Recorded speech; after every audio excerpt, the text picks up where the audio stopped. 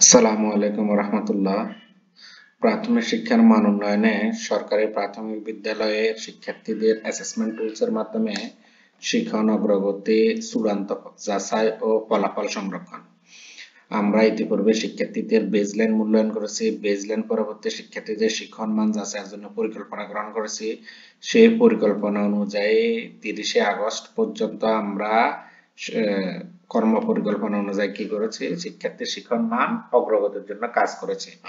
তারই আলোকে গত 9 নভেম্বর সরকার এই পরিপত্রটি জারি করেছে। সেখানে আগামী 11 নভেম্বর থেকে 26 নভেম্বর 2025 তারিখের মধ্যে সরকারের প্রাথমিক বিদ্যালয় তৃতীয় থেকে পঞ্চম শ্রেণীর শিক্ষার্থীদের শিক্ষার অগ্রগতি চূড়ান্ত যাচাই এবং ফলাফল সংরক্ষণের জন্য অনুরোধ করা হলো। তো যে সকল বিদ্যালয় শিক্ষার্থীর সংখ্যা বেশি সেখানে একটি বা দুইটি কর্মদিবস বাড়তি লাগতে পারে, অর্থাৎ এই নভেম্বরের মধ্যে আমাদেরকে এই চূড়ান্ত মূল্যায়ন দ্বিতীয় পর্যায়ে সম্পন্ন করতে হবে। তো কিভাবে এই মূল্যায়নটি সম্পন্ন করবেন তা আমি আমার এই ভিডিওতে দেখানোর জন্য চেষ্টা করব। এখানে মূল্যায়ন টুলস, রেকর্ড ফরম এবং নির্দেশিকা ফরম দিয়ে দেওয়া হয়েছে। আমি প্রথম শ্রেণীর বাংলা বিষয়ের রেকর্ড সংরক্ষণ করে দেখাবো। তো প্রথম শ্রেণীর বাংলা বিষয়ের রেকর্ড সংরক্ষণ করতে পারলে এবং মূল্যায়ন করতে পারলে বাকি শ্রেণীর বাংলা বিষয়ের রেকর্ড সংরক্ষণ করা আপনাদের জন্য সহজ হবে। তবে সময় থাকলে আমি চেষ্টা করব অন্যান্য শ্রেণীর বাংলা বিষয়ের বা অন্যান্য বিষয়ের ভিডিও দেওয়ার জন্য। তো আপনারা ধৈর্য সহকারে ভিডিওটি দেখবেন। তো যাই হোক, শুরু করতেছি। বাংলা বিষয়ের মূল্যায়ন কার্যক্রম পরিচালনা ও রেকর্ড সংরক্ষণ বিষয়ক নির্দেশনা বলি দ্বিতীয় পর্যায়। 1. মূল্যায়ন টুলস প্রথম থেকে পঞ্চম শ্রেণীর 15 নভেম্বর 2025 পর্যন্ত পাঠ পরিকল্পনার পাঠ বিবেচনায় নেওয়া হয়েছে। 2. শিক্ষার্থীর শিক্ষণমান যাচাইয়ের উদ্দেশ্য শিক্ষার্থীর বর্ণজ্ঞান, ধ্বনি সচেতনতা, শব্দভান্ডার, সাবলীলতা, বোধগম্যতা, লেখার সঠিক প্রবাহ, আকৃতি, সমান্তরাল, মাত্রা, বানান ও অনুসিদ্ধান্ত এবং ব্যাকরণ জ্ঞান যাচাই। 3.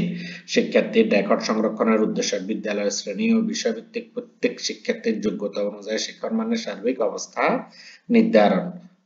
পাশাপাশি প্রত্যেক শিক্ষার্থীর স্বরভিত্তিক শিক্ষণ ঘাটতি ও দুর্বলতা চিহ্নিত করে রেকর্ড সংরক্ষণ।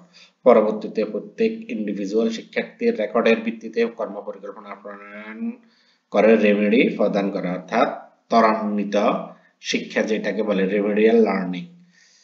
4. শিক্ষার্থীর শোনা, বলা, পড়া ও লেখার দক্ষতা যাচাইয়ের জন্য প্রশ্নমালা মূল্যায়ন টুলস গুলো প্রণয়ন করা আছে, যেটা অধিদপ্তর কর্তৃক নির্ধারিত করে দেওয়া আছে, যা আমি আপনাদেরকে একটু পরে দেখাবো। মূল্যায়নকারী শিক্ষক শোনা, বলা সম্পর্কিত বিষয়গুলো শিক্ষার্থীর সাথে প্রমিত বোধগম্য ভাষা ব্যবহার করে সুন্দরভাবে পরিচালনা করবেন। 5. পড়ার দক্ষতা যাচাইয়ের ক্ষেত্রে কোনো ক্ষেত্রে বর্ণ কার্ড, শব্দ কার্ড, বাক্য কার্ড ইত্যাদি ব্যবহার করা যাবে। অনুচ্ছেদ পড়ানোর সুবিধার্থে আলাদাভাবে সংশ্লিষ্ট অনুচ্ছেদটি সরবরাহ লেখার দক্ষতা যাচাইয়ের সময় প্রয়োজনে আলাদা কাগজ ব্যবহার করতে পারবেন। মূল্যায়নকারী শিক্ষকগণ শ্রেণীর প্রত্যেক শিক্ষার্থীকে 1-to-1 অ্যাপ্রোচে, অর্থাৎ একজন করে, যেটা ইতিপূর্বে আমরা করেছি, মূল্যায়ন টুলসের ক্রমিক অনুযায়ী যাচাই করবেন। অর্থাৎ মূল্যায়ন টুলসে যতগুলো প্রশ্ন আছে প্রতিটা প্রশ্নে টাচ করতে হবে, জিজ্ঞেস করতে হবে।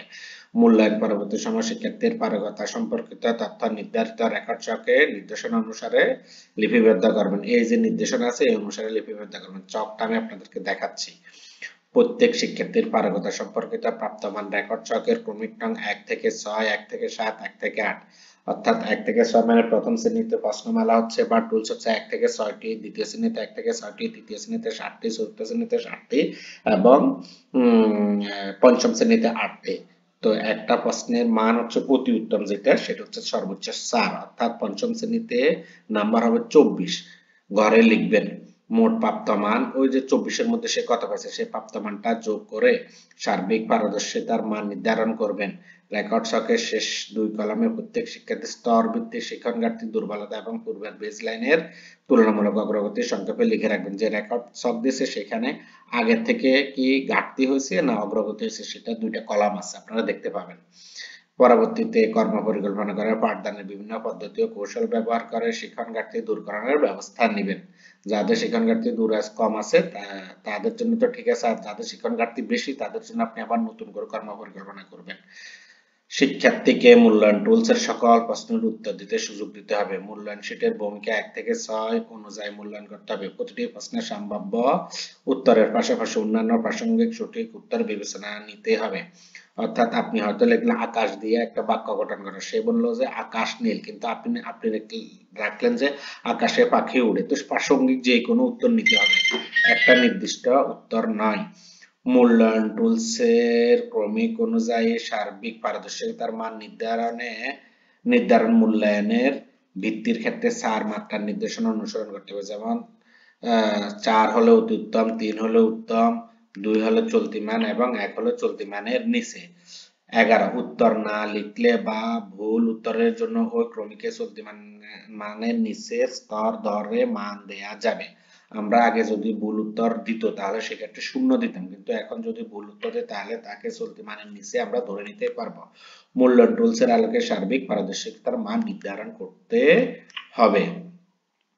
তো এই ছিল নির্দেশনা। এবার কাজটা আমরা দেখি যে শিক্ষার্থীর শিক্ষণ অবস্থান যাচাই দ্বিতীয় বা চূড়ান্ত পর্যায়ে মূল্যায়নকারী শিক্ষকের নাম, যিনি যে বিষয়ের ক্লাস টিচার সে বিষয়ে তিনি তার নাম নিজে লিখবেন। হ্যাঁ, আমি এখানে প্রথম শ্রেণীর যেহেতু দেখাচ্ছে, এখানে প্রথম দেখলাম প্রথম বাংলা শিক্ষার্থীর নাম আমি 3টে নাম দিয়ে দিলাম। এখানে একজন শিক্ষার্থীর নাম হবে, অর্থাৎ যার আপনি মূল্যায়ন করবেন। বিদ্যালয়ের নাম দিলাম, রোল দিলাম শাখা নাই, যে উপজেলা জেলা। এরপরে মূল্যায়ন টুলস, এই যে মূল্যায়ন টুলস গুলো আমাদের অধিদপ্তর কর্তৃক মূলত নির্ধারিত। এখানে 1 নং মূল্যায়ন টুলসে আছে কি শিক্ষক প্রশ্ন করবেন, শিক্ষার্থী উত্তর দিবে। অর্থাৎ এখানে শোনা এবং বলা, যে আমাদের 4টা দক্ষতা, ভাষার 4টা দক্ষতা 2টা এখানে যাচাই হবে। আমরা কেন হাত মুখ ধুই, আমরা কখন পড়তে বসি, আমরা কখন খেলা করি, 1-এর 4 আমরা কখন ঘুমাতে যাই। এটার আমি একটা সম্ভাব্য উত্তর দিয়ে রাখলাম। 1-এর 1 আমরা হাত মুখ ধুই প্রধানত শরীরের বাহ্যিক ময়লা পরিষ্কার পরিচ্ছন্নতা করতে, তেল, ব্যাকটেরিয়া এবং ভাইরাস দূর করার জন্য, যা রোগ প্রতিরোধ করে। এর পাশাপাশি অন্য সম্ভাব্য উত্তর হলে আপনি নিতে হবে, যেটা আমাদের নির্দেশনাতে দেয়া আছে।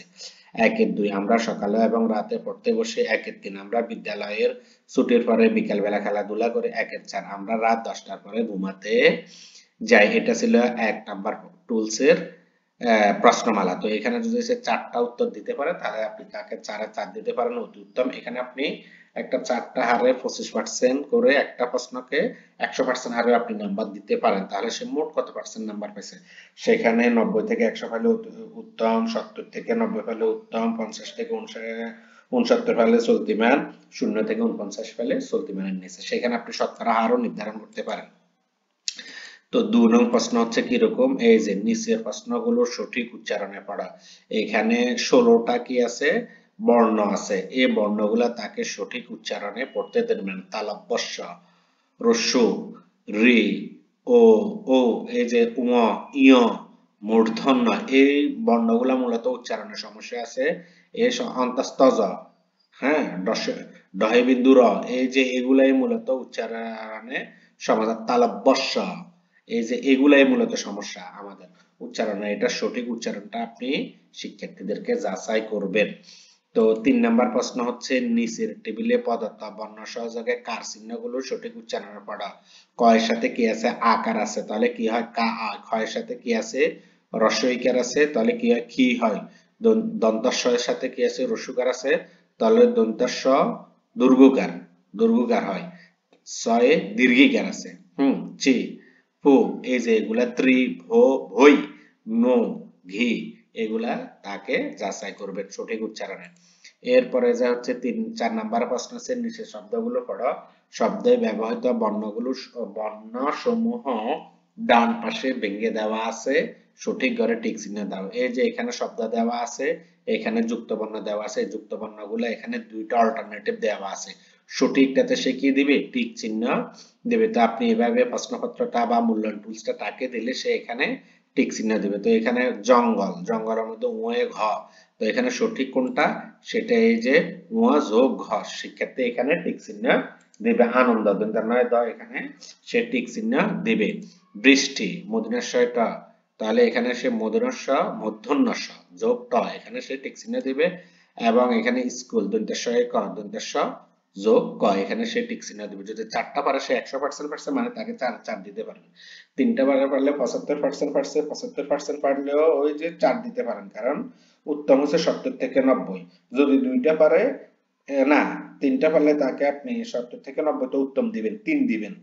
হ্যাঁ, আর 2টা পারলে 50 থেকে 59, তাকে তাকে আপনি 2 দিবেন, আর একটা পারলে তাকে আপনি 1 দিবেন। এখানে সহজ, যেহেতু 4টা প্রশ্ন, একটা পারলে 1, 2টা পারলে 2, 3টা পারলে 3, 4টা পারলে 4, মোটামুটি 100% হয়ে যাবে। তাহলে সহজ, আসলে এখানে সহজ করে দিয়েছে বোঝার জন্য। 4টাতে 4 মান। এবার আছে নিচের শব্দগুলো দিয়ে বাক্য লিখি। মেঘ, তো এখানে মেঘ দিয়ে সে বাক্য, মেঘে মেঘে আকাশ কালো হয়ে গেছে। এখানে একটা আমি সম্ভাব্য দিয়ে রাখলাম, আরো তো হতে পারে বাক্য। শৈবাল, পুকুরের পানিতে শৈবাল জন্মায়। আকাশ, আকাশে সাদা মেঘ ভেসে বেড়ায়।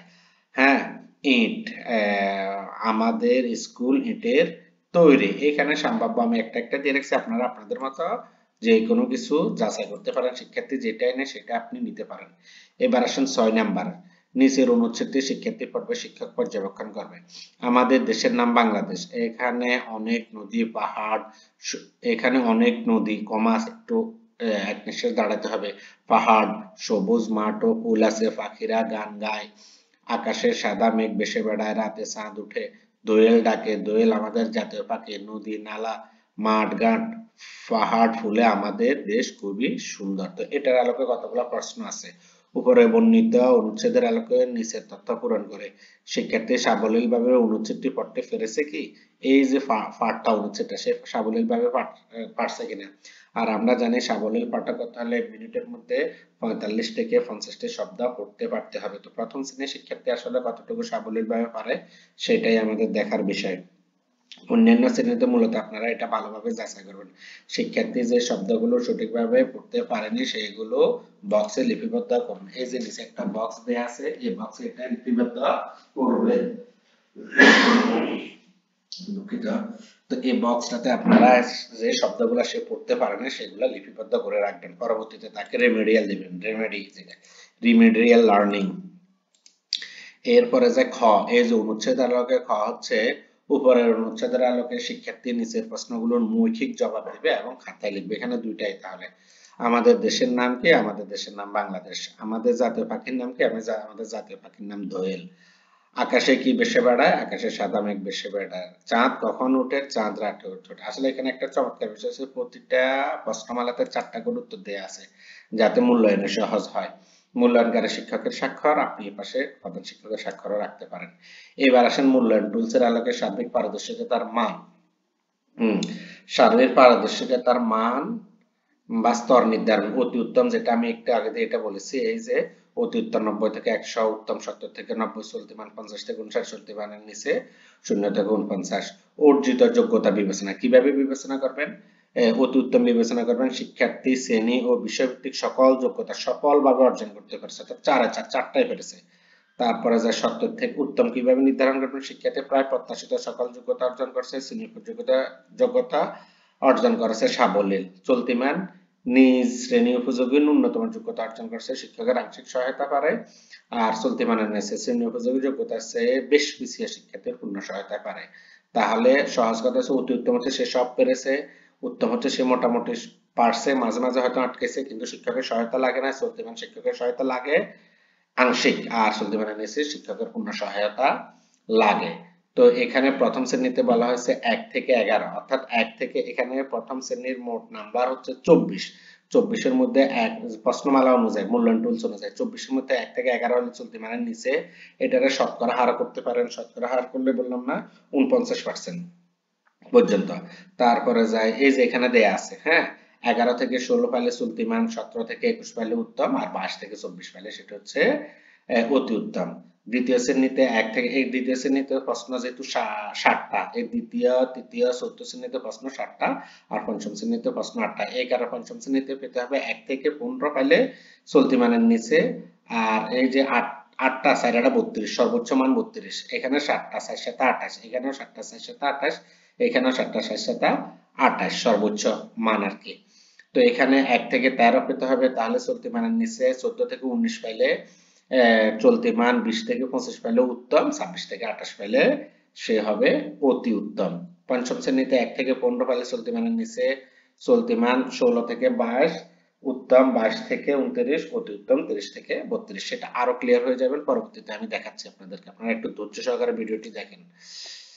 তো এখানে এটা গেল, এই যে এই বিষয়টা দেখলে আপনারা আশা করি আরো ক্লিয়ার হয়ে যাবেন।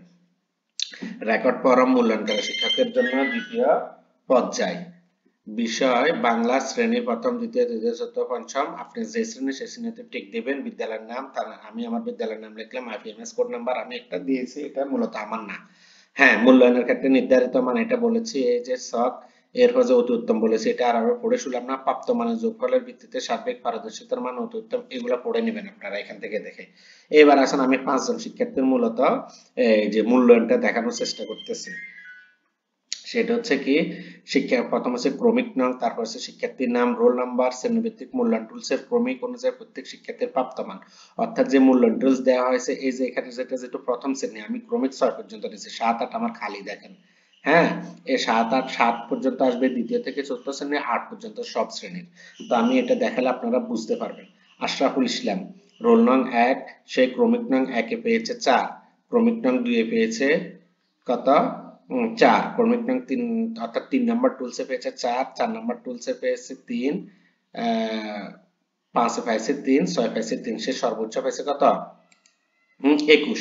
তো আমরা এখানে দেখি 21 পাইলে সে কি অতি উত্তম, এটার আমি পার্সেন্টেজ অর্থাৎ শতকরা করছি, শতকরাতে নিয়ে আসছি আর এই যে 87 থেকে কত, 87.5, সেটা হচ্ছে উত্তম। তাহলে 70 থেকে 90 হলে উত্তম, তাহলে এটা 87 এর মধ্যে আছে। আর এখানে আছে এই যে 17 থেকে 21, 21 হলে তাহলে সে কি হয়েছে, উত্তম, সে উত্তম। এটা থেকে এই যে একটা আশা করি বুঝতে পারছেন। এবার দেলোয়ার হোসেন, রোল 2, সে ক্রমিক নং যে টুলস আছে মূল্যায়ন টুলস অনুযায়ী 1 এ পাইছে 4, 2 এ পাইছে 4, 3 এ পাইছে 3, 2 এ 4 এ পাইছে 2, সে মোট পাইছে 18। তাহলে এখানে আমরা লক্ষ্য করি 18 হয়েছে যে 17 থেকে 21, তাহলে সে 18 পাইলে উত্তম, এখানে সে 75% নাম্বার পেয়েছে।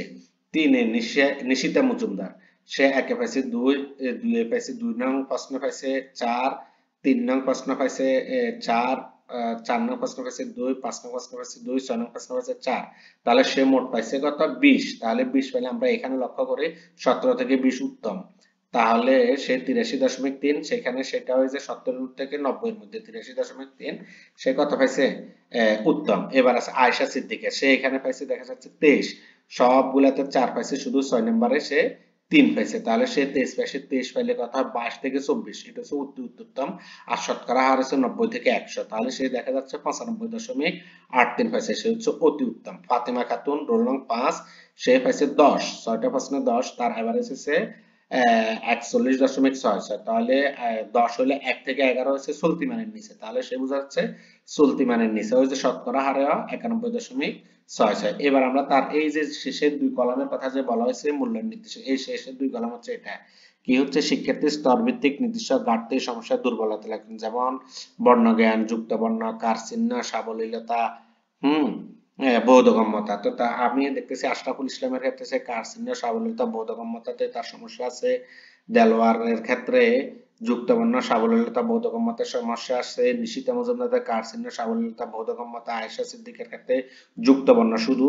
আর ফাতেমা খাতুনের ক্ষেত্রে দেখতেছি অনেকগুলো সমস্যা আছে, সমস্যাটা আপনি লিখে রাখবেন। এরপরে যে ইতিপূর্বে যে বেজলাইন করেছেন, সেই বেজলাইনের আলোকে তুলনামূলক অগ্রগতি হয়েছে, সে আগে আরো কম পাইছে, আগে সে টুলসটা আপনি নেবেন, সেই মূল্যায়ন রেকর্ডটা অবশ্যই আপনার কাছে আছে, সে রেকর্ড ছক অনুযায়ী দেখবেন সেখানে সে কত পেয়েছে, সেখানে কি 21 এর নিচে পেয়েছে, অর্থাৎ শতকরা হারে 27 এর নিচে পেয়েছে, যদি নিচে পায় এখন তাহলে অগ্রগতি হয়েছে।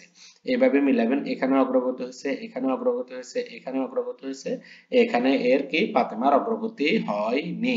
তাহলে এই ফাতেমার জন্য আপনি আবার রেমেডি তৈরি করবেন, রেমেডিয়াল লার্নিং প্ল্যান তৈরি করবেন, সেই প্ল্যান অনুযায়ী কাজ করবেন। তো এই ছিল আমার মোটামুটি ভিডিও। এই প্রথম শ্রেণীর ভিডিওটা যদি আপনারা বুঝতে পারেন, আশা করি আপনারা বাকি 4 শ্রেণীর বাংলা বিষয়ের সেই মূল্যায়ন করতে পারবেন, চূড়ান্ত মূল্যায়ন। তবু আমি চেষ্টা করব পঞ্চম শ্রেণীর বাংলা বিষয়ের মূল্যায়নটা আবার আপনাদেরকে দেওয়ার জন্য। তো ধন্যবাদ সবাইকে। যদি আমার ভিডিওটি ভালো লাগে অবশ্যই লাইক শেয়ার করবেন এবং চ্যানেলটি সাবস্ক্রাইব করবেন। আসসালামু আলাইকুম ওয়া রাহমাতুল্লাহ।